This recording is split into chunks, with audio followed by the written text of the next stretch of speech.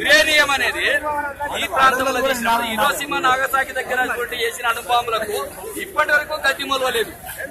ప్రమాదమైనటువంటి ప్రపంచ దేశాలలో చాలా దగ్గర ఉంది యురేనియం. ఎందుకు తీస్తలేరు?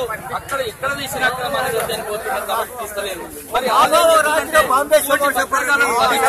ఇస్తే వాళ్ళు కొనుక్కుంటున్నారు. దేశాలేమో మేము సావాలి, వాళ్ళేమో కొని పాల్గొనాలి, మీలాంటి వాళ్ళు అమ్ముకొని డబ్బు చేసుకోవాలి.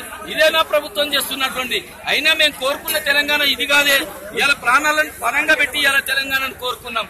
కానీ అలాంటి తెలంగాణలో ఉన్నటువంటి చంద్రశేఖరరావు గారు మరి గతంలో నేను టీఆర్ఎస్ ఇన్ఛార్జ్ గా ఉన్నప్పుడు కవిత, ఝాన్సీ గాని, సాంబశివుడు, గద్దరు, నారాయణ వాళ్ళందరూ నా ఎంట వచ్చిండ్రు. మరి తెలంగాణ కొరకు పోరాటం చేసిన కవిత ఇందుకు ఎప్పుడు నోరికి పడడం లేదు. అంటే ప్రతిపక్షంలో ఉంటే ఒకటి, ప్రతిపక్షంలో లేకపోతే ఒకట రూలు. మేము ఎక్కడే చెప్తున్నాం, కవితతో మాకు సంబంధం లేదు, కేసీఆర్ తో సంబంధం లేదు.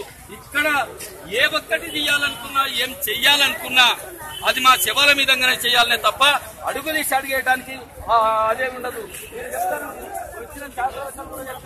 ఏం లేదు సార్, ఈ యురేనియం వస్తే దేశ ప్రతిష్ట పెరుగుతుంది, ఈ యురేనియం వస్తే అణుబాంబులను తయారు చేసుకుంటాం, ఈ యురేనియం వస్తే విద్యుత్తును తయారు చేసుకుంటాం అని చెప్పింది. ఒక మనిషికి మాంసం అవసరం, మేకలకు వస్తాడు. మరి మేమేమైనా మేకలమా?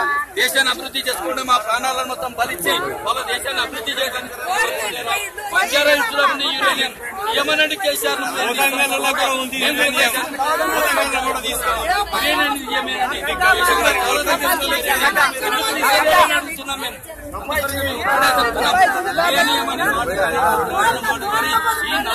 కాలు పెడితే మేము ఇప్పుడే చెప్తున్నా,